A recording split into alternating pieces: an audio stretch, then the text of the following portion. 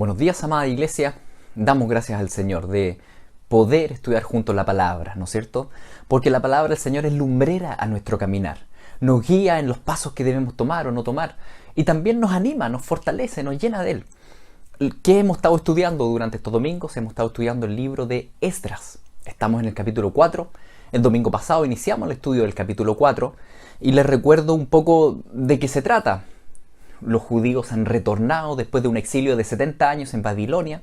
Ellos están de vuelta y ahora están en Jerusalén, han refundado, por así decirlo, el templo, han colocado el fundamento, las piedras iniciales, y los samaritanos que vivían en esa región, samaritanos, personas que en realidad habían sido traídos 2 siglos antes por los emperadores asirios, ellos se dan cuenta que los judíos están reconstruyendo algo ahí y inmediatamente empiezan con hostigamiento. Ahora bien, el primer ataque, por así decirlo, fue algo bien inesperado, porque fue en realidad una propuesta pareciera ser bien amable. Y lo tenemos en el capítulo 4, los primeros versículos que lo estudiamos el domingo pasado, los repaso brevemente para que se recuerden lo que estuvimos viendo. Dice así el versículo 1 del capítulo 4. Oyendo los enemigos de Judá y de Benjamín, que los venidos de la cautividad edificaban el templo de Jehová Dios de Israel, vinieron a Zorobabel y a los jefes de las casas paternas y les dijeron: edificaremos con vosotros, porque como vosotros buscamos a vuestro Dios, y a él ofrecemos sacrificios desde los días de Esar-Jadón, rey de Asiria, que nos hizo venir aquí. Al leer esto, analizamos, ¿no es cierto?, la semana pasada este tema tan complejo de cómo interactuar, cómo interaccionar un creyente, un hijo de Dios con nuestra sociedad. A dónde poner límites, a dónde no, qué tanto damos la mano o qué tanto ponemos la mano como límite. Y estuvimos viendo en realidad un parámetro general que nos da la Escritura al respecto. Y ese parámetro general es el gran mandamiento. Como creyentes, como hijos de Dios, nuestro mandamiento primario es amar a Dios. Y en segundo lugar, amar al prójimo. Pero el orden es ese, primero amar a Dios. Y el amor a Dios ordena nuestra manera de cómo amar al prójimo. Cuando invertimos ese orden, se nos desordena el naipe, ¿no es cierto? Entonces estuvimos hablando al respecto de la importancia de cómo enfrentar todo tipo de interacción con la cultura, con la sociedad, con nuestro prójimo, desde el punto de vista primario de amar a Dios y a continuación amar al prójimo. Y eso va a ser el marco regulatorio en las distintas decisiones difíciles que tengamos que tomar. En este caso, el gobernador Zorobabel, descendiente de David, ¿no es cierto?, y el sumo sacerdote Jesúa, ellos tuvieron que tomar una decisión difícil. Bueno, ¿trabajamos con los samaritanos en construir juntos el templo o no? ¿Esto traspasará la ley de Dios? ¿De qué manera? Y la verdad es que no fue nada fácil la decisión que tuvieron que tomar. Y la respuesta de ellos fue, capítulo 4, versículo 3, Zorobabel, Jesúa y los demás jefes de las casas paternas de Israel dijeron: no nos conviene edificar con vosotros casa a nuestro Dios, sino que nosotros solos la edificaremos a Jehová, Dios de Israel, como nos mandó el rey Ciro, rey de Persia. Los retornados decidieron no construir el templo de adoración junto a inconversos, porque ese ecumenismo iba a llevar invariablemente a pecar contra Dios en alguna u otra área. Esa decisión no fue para nada fácil, mis queridos, porque obviamente ellos estaban recién llegados, eran poquitos, 40.000 personas, probablemente los samaritanos locales eran mucho más, y tenerlos como adversarios en una época donde ellos estaban tan vulnerables no era nada de fácil. Pero tomaron la decisión correcta. Ellos decidieron primero obedecer al Señor y expresar el amor a Dios por medio de la obediencia. Y Dios había dado, la verdad es que, patrones bien claros respecto a cómo manejar los utensilios sagrados del templo, y lo debían hacer los levitas.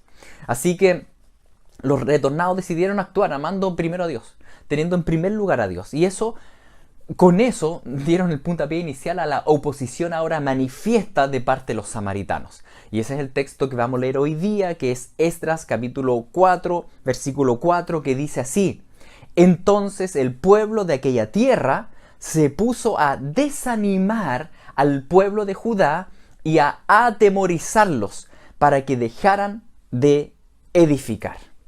Este es el versículo que vamos a estudiar hoy día, y me gustaría así que primero oráramos para que el Señor disponga nuestros corazones.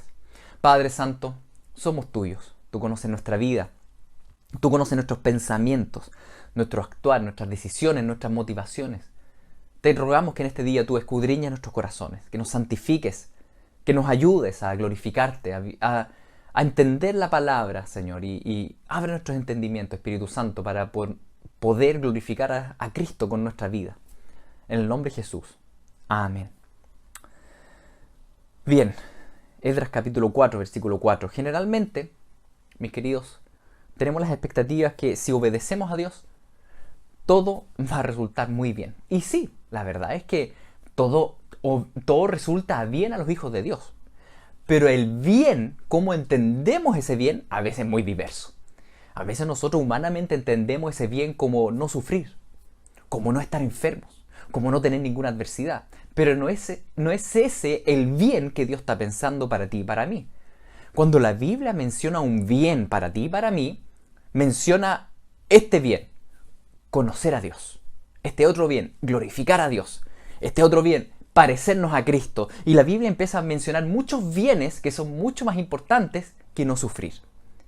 Muchas veces el glorificar a Dios, el conocer a Dios, el parecerme más a Cristo va a implicar sufrimiento.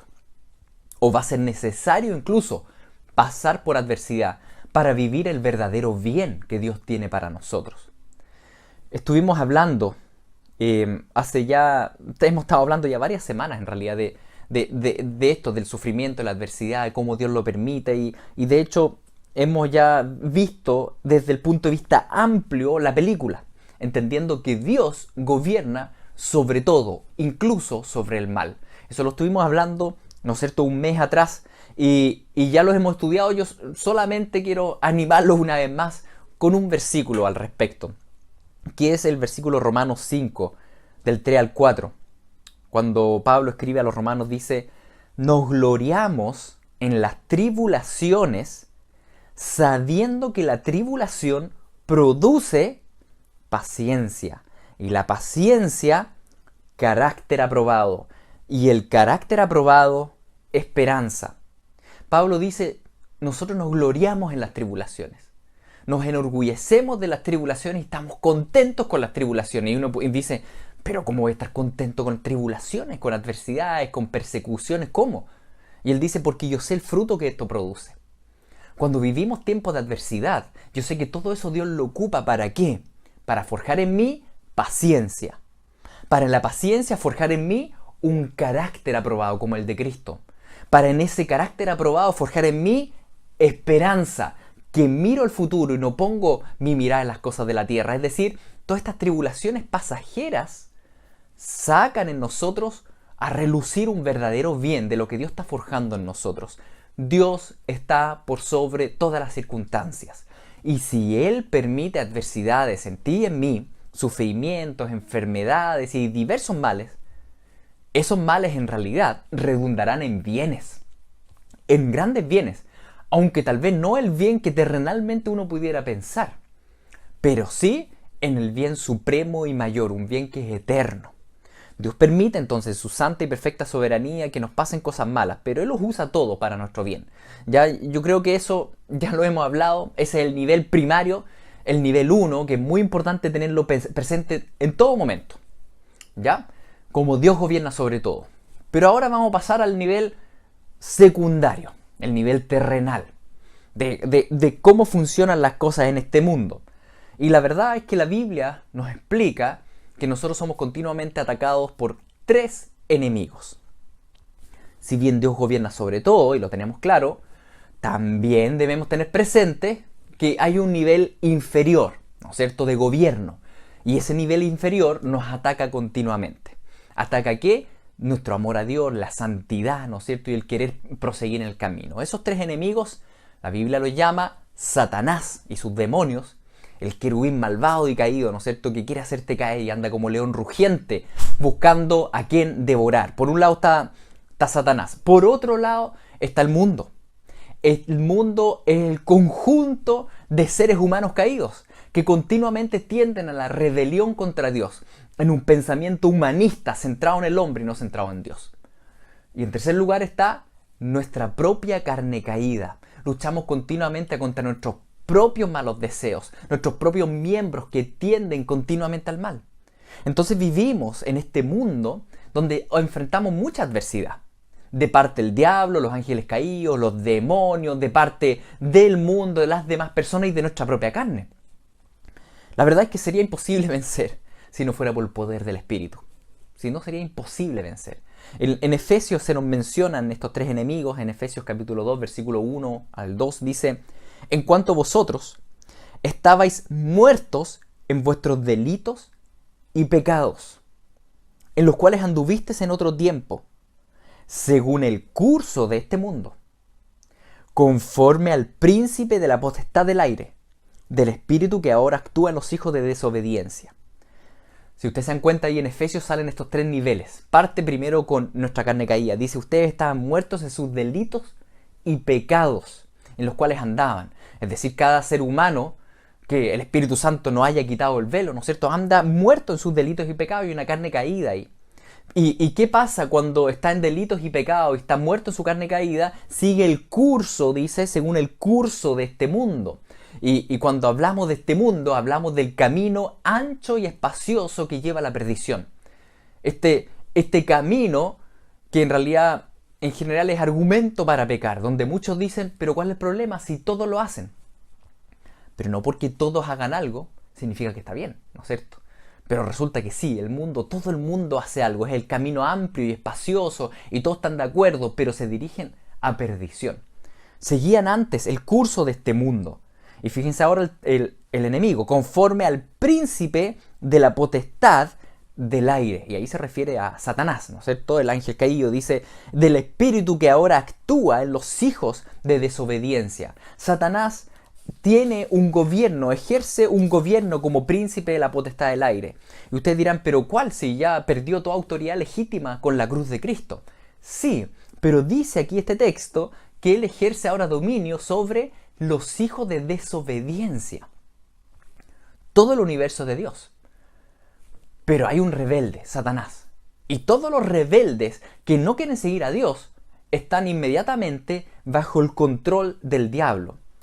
Como el ser humano es rebelde a Dios, Satanás es el rebelde mayor en jerarquía. Automáticamente ellos están bajo su dominio. Y no importa si es un ateo, si cree en el diablo o no cree en el diablo, automáticamente está bajo el dominio del diablo. ¿Y qué hace él en los incrédulos? En 2 Corintios 4:4 dice: el Dios de este mundo cegó las mentes de los incrédulos para que no les resplandezca la luz del evangelio de la gloria de Cristo, quien es imagen de Dios. Satanás tiene cegado al mundo para que no puedan ver a Cristo. Entonces el mundo no puede ver a Cristo. ¿Por qué? Por Satanás, por el mundo mismo, por el entorno y por su propia carne. Los tres enemigos. Por lo tanto, es imposible llegar a Dios por medios propios. A menos que Dios extienda la mano, el Espíritu Santo te regenere y te transforme y te quite el velo y tú logres ver a Cristo. Solamente el poder del Espíritu puede ser algo así. Así que todo aquel que no cree en Cristo, mis queridos, ni tiene a Jesús como su Señor, ya sea que crea en el diablo o no crea en el diablo, da lo mismo, porque está bajo el dominio del diablo. Como les decía, el diablo es el rebelde de más alto rango y por tanto tiene un dominio legítimo sobre los hijos de desobediencia. No importa si ese ser humano desobediente, si cree o no cree en los espíritus, si cree o no cree en el diablo, está bajo el dominio del diablo. Porque el diablo tiene una potestad sobre ellos, sobre los hijos de desobediencia. Es por eso, mis queridos, que la Biblia menciona que no hay personas neutrales acá en la tierra. O recoges, dijo Cristo, o desparramas. O te sujetas a Cristo o te sujetas al diablo. O eres hijo de Dios o eres hijo del diablo. Y estoy ocupando palabras que Cristo mismo dijo, ¿no es cierto? Así lo mencionó él, los dos grupos que hay en la tierra. Entonces, entendiendo esto, volviendo al texto de Esdras, tenemos que entender que en Esdras 4, entonces, el pueblo de Dios va a enfrentar a sus tres enemigos. Va a enfrentar a un enemigo invisible, que no se manifiesta visiblemente, el diablo y sus demonios. Va a enfrentar ahora también a un enemigo que es visible, que es el mundo, en este caso representado por los samaritanos con la oposición. Pero al mismo tiempo van a tener que enfrentar su propia carne. ¿Y van a sucumbir o no van a sucumbir? Bueno, en el transcurso de esta serie vamos a darnos cuenta en realidad a dónde empezaron a hacer agua, ¿no es cierto? Y lo vamos a ver sobre todo cuando veamos también el texto de Ageo. Pero estamos todavía aquí en el capítulo 4 y les recuerdo, la primera estrategia satánica estudiada la semana pasada fue la propuesta de una alianza pecaminosa, ¿sí? Ahora, en el texto de hoy vemos dos acciones más. Volvamos una vez más al texto de Esdras 4:4 para ver las dos acciones que son parte de las estrategias que el enemigo ocupa contra nosotros. Dice: entonces el pueblo de aquella tierra se puso a desanimar al pueblo de Judá y a atemorizarlos para que dejaran de edificar.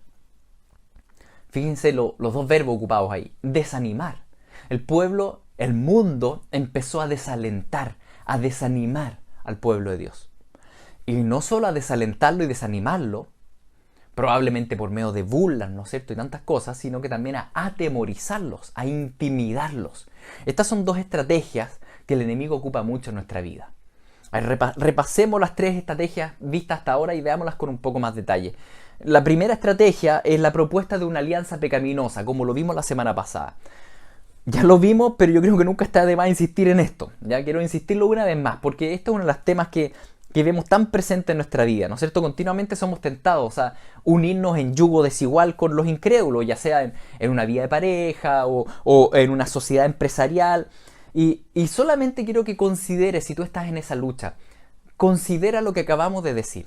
Si esa persona no tiene el Espíritu Santo, es incrédula, el enemigo tiene plena potestad sobre esa persona. Esa persona que ahora parece tan amable y tan buena, la verdad es que está absolutamente indefensa ante los ataques del diablo, que más adelante el enemigo va a poder torturarte por medio de esa persona que hoy día parece tan amable, pero que la verdad está muerta espiritualmente.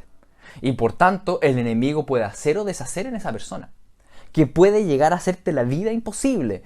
Yo realmente te insto a que tú consideres esto que dice la palabra del Señor. Considérelo, obedece al Señor. Ahora, si tú ya te casaste, ¿no es cierto? Y estás en yugo desigual, pero estás casado, ya no puedes arrancar, debes asumir. Y ahí ya corre el pacto y tienes que tomar en cuenta lo que dice 1 Pedro capítulo 3, versículo 1. ¿Sí? Pero ese es otro tema, puedes revisarlo ahí en tu casa. Bien, entonces la primera estrategia que vimos la semana pasada, esta que ocupa el enemigo de que hagamos alianzas pecaminosas, ¿sí? Con el mundo. Es un tema que siempre tenemos que estar pendientes, ¿ok? Pero hoy día me voy a centrar más bien en las otras dos estrategias que aparecen acá en el texto. El desánimo, el desaliento y la intimidación. A ver, dice que el pueblo de la tierra desalentaba, desanimaba a los judíos, al pueblo de Dios. Esa es una estrategia muy común, es muy común. Porque la verdad es que empieza a ocurrir en nuestro mundo interior, poco a poco. Con pensamientos y emociones que de manera progresiva y silente, que finalmente terminan, si las abrazamos, terminan deteniéndonos. Es como que vamos entusiasmados y de repente recibimos una palabra fea por acá, una burla por acá, un pensamiento por aquí y empezamos a detenernos, a desalentarnos. Repentinamente ocurre. Y no me refiero, mis queridos, a un desaliento que puede ocurrir por causa de una enfermedad, ¿no es cierto? Porque si uno está con anemia, ¿no es cierto?, severa, o está con hipotiroidismo, uno anda como desanimado, o está gripado, ¿no es cierto?, y uno anda desanimado, desalentado. No me refiero a las causas biológicas. Me estoy refiriendo al desaliento que experimentamos al recibir un ataque, ¿no es cierto?, demoníaco o del mundo o de mi propia carne, y que en realidad se entremezclan y se empiezan a expresar primeramente en pensamientos que están ahí presentes en nosotros. Un desánimo, por ejemplo, de propósito. Esto es inútil, no sirve para nada. ¿Para qué me esfuerzo tanto? Si igual no sirve para nada. Y empezamos a alimentar pensamientos, ¿no es cierto?, de desánimo de propósito. O empezamos a rumiar pensamientos de desánimo, de desaliento, de capacidad. Yo no puedo, nunca voy a poder. Hago todo mal. ¿Para qué sigo con esto? Si ya no doy más. Y empezamos a alimentar esos pensamientos. Pensamientos de desánimo de afecto. ¿Para qué seguir si nadie me quiere? ¿Para qué? Si estoy solo. Si nadie se interesa en mí. Desánimos, empezamos a alimentar pensamientos de desánimo tal vez relacional. Todos fallan, todos son iguales. ¿Para qué voy a volver a confiar en alguien si todos me traicionan? Desánimo, desaliento y palabras del mundo y demonios que nos susurran y nuestra propia carne que tiende a eso. Y repentinamente estábamos sirviendo muy bien tal vez a los hermanos y en la iglesia y en la comunidad, y de repente empezamos a dejar de conectarnos, empezamos a dejar de llamar, Empezamos a decir, bueno, pero este día domingo, ¿para qué? Y empezamos a aminorar el paso hasta que nos detenemos. Se detiene la obra del templo. ¿Por qué? Por el desánimo, por el desaliento. Esto no es un tema que debamos considerar como algo menor. Estos pensamientos suelen ir de menos a más, mis queridos. Y si no los frenamos desde chiquitito, desde el poquito, después vamos a tener una bola de nieve que ha crecido cualquier cantidad. ¿Qué hacer? Debemos en primer lugar obedecer Proverbios capítulo 4, versículo 23, que dice, queridos, sobre toda cosa guardada, guarda tu corazón, porque de él mana la vida. Guarda tu corazón, cuida tu corazón. El corazón es el mundo interior, es tu yo dentro de esta cáscara que es el cuerpo. Son tus pensamientos, es tu mente, es lo que tú digieres, es lo que tú estás pensando, es lo que tú estás rumiando en tu mundo interior. Ese es tu corazón. Y la Biblia te llama a que lo debes guardar como un tesoro preciado, porque de ahí va a manar todo lo que tú vas a hacer en la vida. Lo que tú hablas sale del corazón, lo que tú haces sale del corazón. Por tanto, ¿cómo está tu mundo interior? ¿Cómo estás? ¿Cómo lo estás trabajando? ¿Qué debemos hacer? Si empiezan a surgir en nosotros estos pensamientos, es que esto es inútil, no sirve para nada que me esfuerce. Igual nadie se da ni cuenta, ¿para qué estoy haciéndolo? Esos pensamientos de ¿para qué? ¿Cómo debemos contestarlos? Debemos contestarlos con el Evangelio. Debemos evangelizarnos. En primer lugar, debemos estar atentos a lo que va pasando en nuestro mundo interior, en nuestros pensamientos, estar atentos a lo que pensamos, y después, cuando detectamos pensamientos que van en contra de la palabra, debemos responderlos con la palabra. Debemos evangelizarnos. La verdad es que la Biblia dice mucho para qué hacer cosas, ¿no es cierto? Y generalmente los pensamientos de desánimo suelen girar en torno al para qué. ¿Para qué si nadie me quiere? ¿Para qué si esto no sirve? ¿Para qué si yo no soy capaz? ¿Para qué? Y la Biblia te dice muchos para qué. En primer lugar, para gloria de Dios. ¿Para qué voy a ordenar la casa todos los días si siempre la desordenan? ¿Para qué? Te digo para qué. Porque con eso tú puedes glorificar al Señor, diciendo, Señor, yo voy a ordenar la casa para ti. Señor, yo voy a servir a mi familia para ti, para tu gloria. ¿Para qué me voy a esforzar? Una vez más voy a ir a conversar con esa persona que siempre me dice pesadeces. ¿Para qué? Te voy a decir para qué. Para manifestar amor a Dios. Diciéndole, Señor, mira, yo te voy a amar siendo paciente y misericordioso con esta persona como tú lo eres conmigo. ¿Para qué? Hay muchos para qué. La Biblia te dice muchos para qué y debes evangelizarte con esos para qué. Señor, ¿para qué voy a estar ayudando a las personas si tanto que he ayudado y mira cómo me devuelven el pago de Chile? Yo les hago bien, me devuelven mal. La Biblia te dice un para qué. Te dice para qué también que tú vas a recibir mucha recompensa celestial. Aunque tú des solo un vasito de agua, ese vasito de agua el Señor te lo va a recompensar en la eternidad. Todo lo que tú hagas ahora tiene repercusiones eternas en el cielo, en la presencia del Señor, con recompensas que ni nos imaginamos, porque la verdad es que el Señor es muy bueno para recompensar, porque Él es muy bueno como papá. Por tanto, hay muchos para qué, pero debemos, en primer lugar, tomar estos pensamientos en nuestra mente, detectarlos y responder con la palabra. Responder con la palabra, evangelizarnos y decirnos, sí, alma mía, escucha esto, sí es importante perseverar, porque en Mateo 25 leemos que el rey le dice a las ovejas, buen siervo fiel, y le da recompensa por lo que ellos hacen. Debemos luchar activamente, mis queridos, en mantener nuestros pensamientos en la palabra de Dios sin dar cabida al desaliento, sin dar cabida al desánimo, que se empieza a infiltrar poco a poco. Poco a poco empezamos a permitir pensamientos de ¿por qué hago esto? ¿Para qué hago esto? Mejor no hago nada. Y empezamos a poner las piedras, ¿no es cierto?, en el templo, y vienen los samaritanos y se burlan de nosotros. Y una pequeña palabra pesada de alguien, de algún familiar, de algún vecino, y como que bajamos los brazos, nos desalentamos y decimos, tiene toda la razón. ¿Para qué? ¿Para qué? Cuida tu corazón. Cuida tu mundo interior. Cuida tus pensamientos, porque de ahí mana la vida.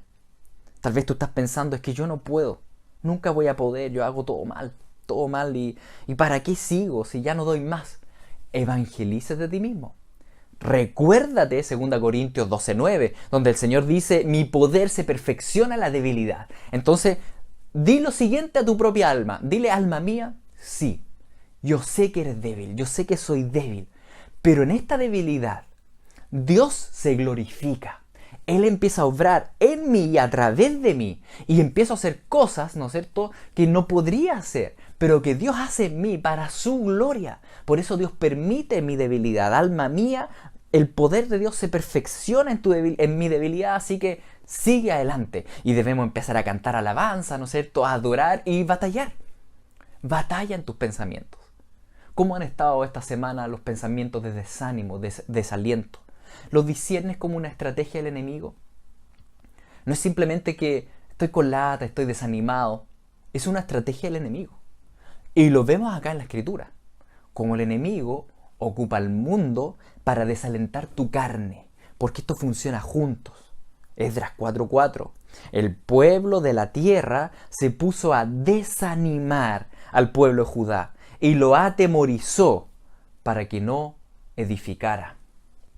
La tercera estrategia enemiga, observada en el texto, está muy ligada a la segunda.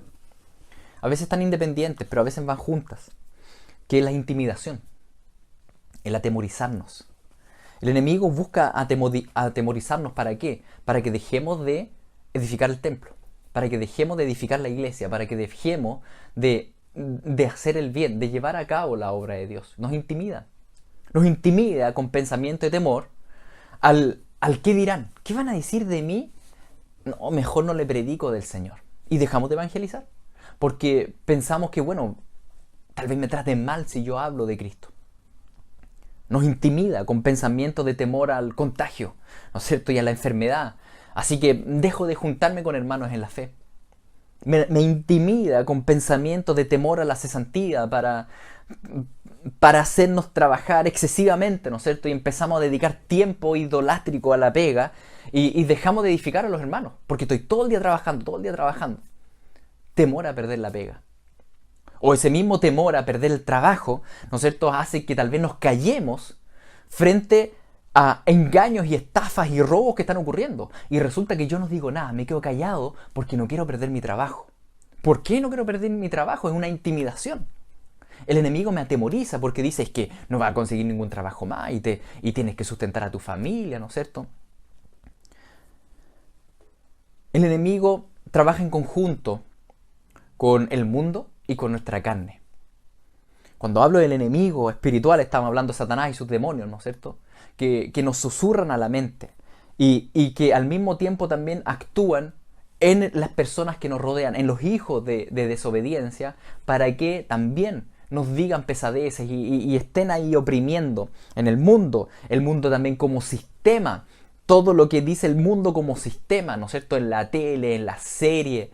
Uno se sienta a ver serie hoy en día, puro pecado. ¿De qué me edifica una serie en Netflix? El mundo ahí invadiendo nuestra vida, ¿no es cierto? Debemos poner mucho ojo con eso. ¿Para qué sentarnos a ver cómo otros pecan? No tiene ningún sentido. Estás alimentando la carne, ¿no es cierto? Y básicamente todo ese pecado, y uno dice que igual me gusta. ¿Por qué me gusta? Porque tienta mi carne caída. ¿Sí? Mi carne caída, lo que hace Satanás y el mundo tientan mi carne para que peque mi carne. Es el objetivo. Y si no estuviese mi carne caída, no serviría de nada toda esa tentación. Por eso Santiago capítulo 1 versículo 14 dice: cada uno es tentado cuando de su propia concupiscencia es atraído y seducido. Entonces la concupiscencia, después que ha concebido, da a luz el pecado, y el pecado, siendo consumado, da a luz la muerte. Entonces, si nos damos cuenta, no se trata solo de culpar al diablo, de culpar al mundo. Se trata también de entender de que mi propia carne quiere escuchar al diablo y al mundo, porque mi carne está caída.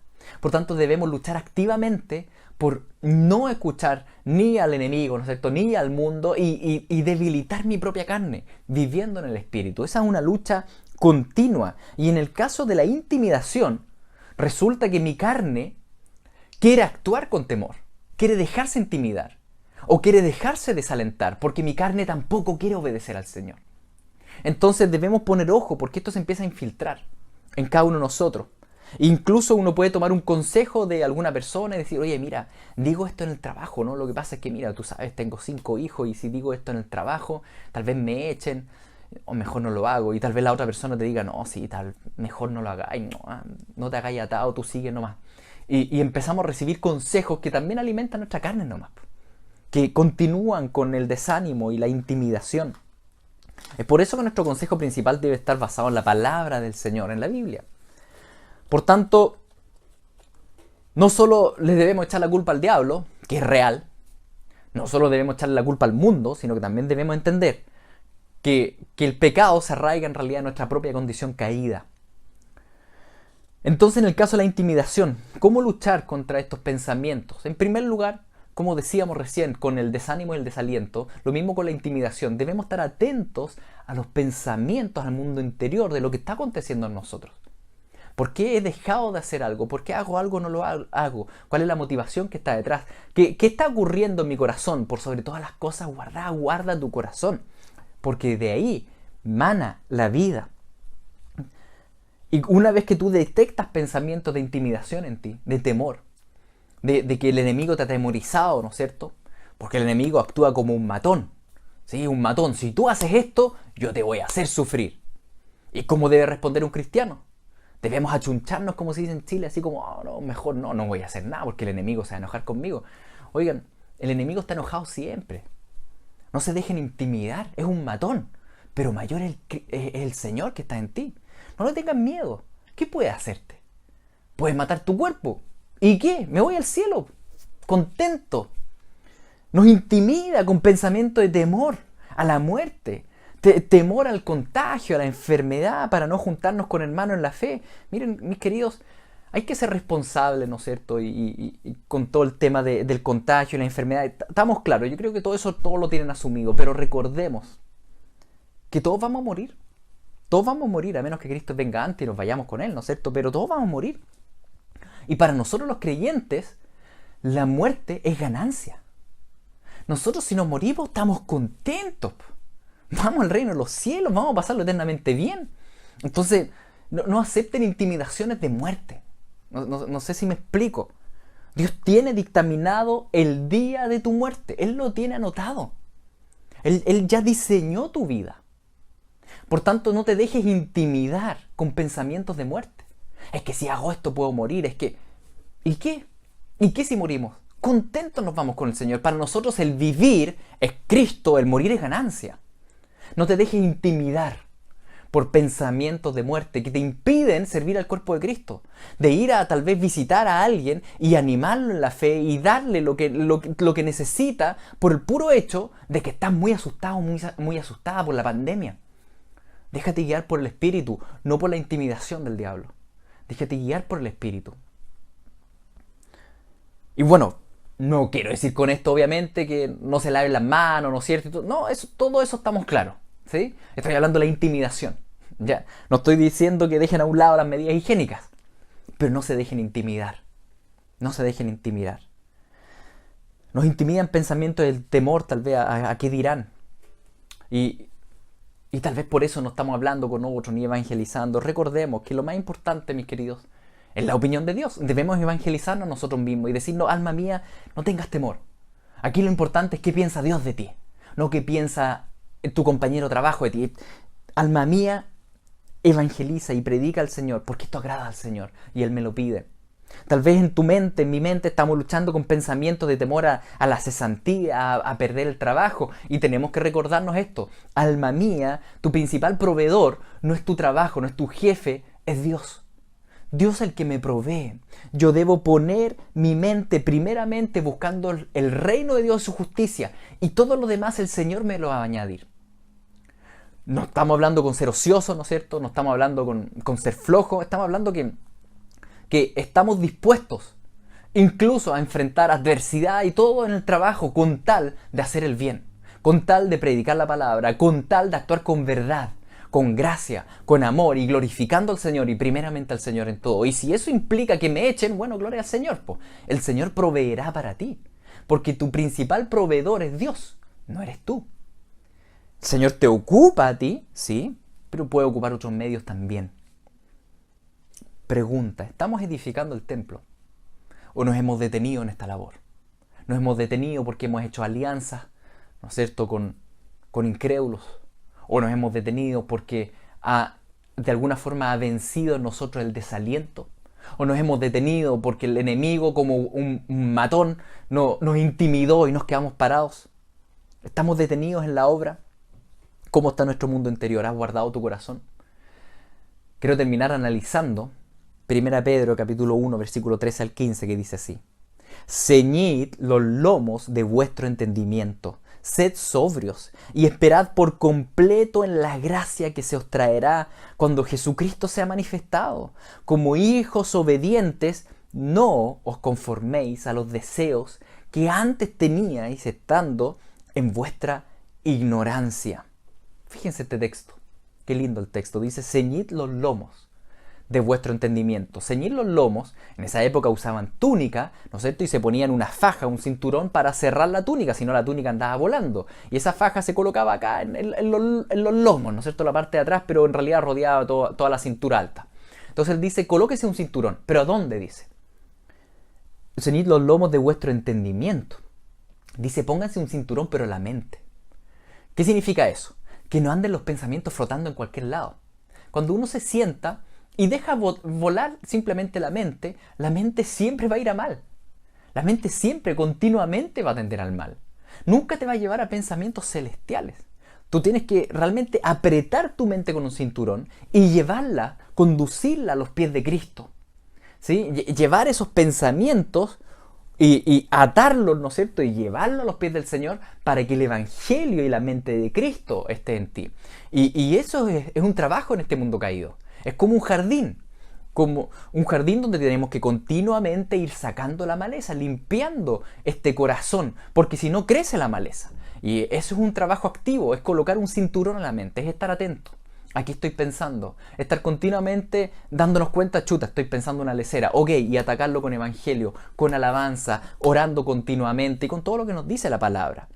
Pero es necesario andar todos los días con un cinturón a la mente, un cinturón para que mis pensamientos no vayan a cualquier lado. Dice: ceñid los lomos de vuestro entendimiento, sed sobrios, es decir, estén vigilantes. Estén vigilantes. Es un trabajo activo, mis queridos. Esto de ser sobrio, de estar vigilante a lo que está pasando en mi mente, en mi corazón. Estoy siendo atemorizado, intimidado, estoy con desánimo, estoy con qué. Y eso, ir atacándolo con palabra del Señor, con adoración, con oración, pidiendo ayuda a los hermanos, activamente limpiando el campo de nuestro corazón. Sed sobrios y esperad por completo en la gracia que se os traerá cuando Jesucristo sea manifestado. Nuestra esperanza plena y completa no puede estar en las cosas de esta vida. Tiene que estar únicamente en la gracia que Dios nos va a manifestar cuando Cristo vuelva. Esa es nuestra esperanza completa. Y a veces tenemos tantas esperanzas en nuestra propia vida. Y decimos: cuando yo tenga esto, cuando pase esto otro, ahí voy a estar bien. Cuando reciba este sueldo, cuando me den este préstamo, cuando conozca una pareja, cuando tenga un hijo, cuando pase la pandemia, cuando me vuelva a congregar en Echevers, y empezamos a soñar en esperanzas que son terrenales, y la verdad es que prometen mucho, pero nunca dan lo que prometen. Es lo único que da lo que prometes en nuestro Señor Jesucristo. Por tanto, dice: todo lo que tú esperes, todo tu anhelo, viértelo en la venida de Cristo. Que tu pensamiento no sea cuando yo tenga una pareja, sino que cuando venga Cristo. Que tu pensamiento no sea cuando deje de estar enfermo, sino que cuando venga Cristo. Ese debe ser nuestro alimento diario. Entonces, fíjense lo que dice el texto. En primer lugar, pónganse un cinturón a la mente. Estén continuamente atentos a lo que está pasando en su mundo interior. ¿Y qué hacer frente a esos pensamientos? Evangelícense y pongan la mirada en el futuro, arriba y adelante. En Jesús que está arriba, en Jesús que viene. Esa debe ser nuestra mirada. Pongan la mira en las cosas de arriba. Pongan la mirada en la venida de Cristo. Y si tu mirada tú continuamente la viertes a la venida de Cristo, se te va a ordenar la vida. Porque si tú guardas tu corazón, todo lo demás vas a poder vivirlo para la gloria de Dios. Entonces continúa, dice: como hijos obedientes, no se conformen a los deseos que antes tenían, estando en vuestra ignorancia. No te conformes a los pensamientos previos. Pon el cinturón, No simplemente, no aceptes pensamientos de intimidación, pensamientos de desánimo, pensamientos, ¿no es cierto?, del mundo. No lo aceptes. No te conformes, no te amoldes a esos pensamientos. Porque esos pensamientos sí provienen de nuestra carne y como que nos acomodan. Uno dice, sí, carne, tienes toda la razón, este trabajo está muy difícil. ¿Para qué voy a seguir esforzándome en esto si no tiene ni un sentido? Y la carne te dice, sí, no tiene ni un sentido. Y el enemigo te dice, no tiene ni un sentido. Y el mundo te dice, no tiene ni un sentido. Y la Biblia te dice, sí tiene sentido. No te amoldes a lo que te están diciendo. No te amoldes a tu carne, no te amoldes al mundo, no te amoldes al enemigo. Sigue luchando y poniendo el cinturón. Y sigue poniendo la mirada arriba y adelante. Arriba y adelante, continuamente, continuamente. No te canses de correr la carrera. Mis queridos, no se amolden al mundo, no se amolden a la carne. No se desalienten.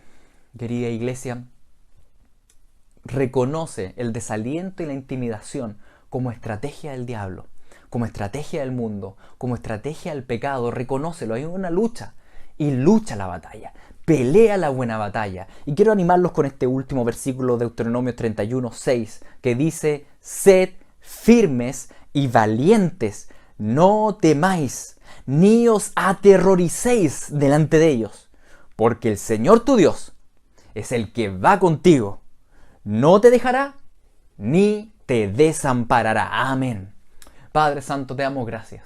Porque si bien el enemigo ruge como león, y también el mundo, Señor, se burla de nosotros y nos aterroriza, y también de nuestra propia carne surge una adversidad. Señor, te damos gracias porque tú has vencido sobre todo eso. Tú vas con nosotros. Tú no nos desamparas. Tú no nos vas a dejar. Tú vas con nosotros paso a paso. Señor, queremos seguir batallando y en el nombre de Jesús echamos fuera pensamientos de desánimo, de desaliento, de intimidación y queremos seguir edificando la iglesia. Queremos seguir edificando el templo. Queremos seguir juntándonos con los hermanos, llamando por teléfono, ayudando a los necesitados, predicando el evangelio. Queremos seguir llevando a cabo la labor que tú nos has asignado. Señor, en este día nos levantamos como congregación una vez más, como tu ejército, para llevar a cabo tu misión en esta tierra, para tu gloria, Señor. Te damos gracias por este tiempo, por tu aliento, porque tú estás con nosotros. En el nombre de Jesús. Amén.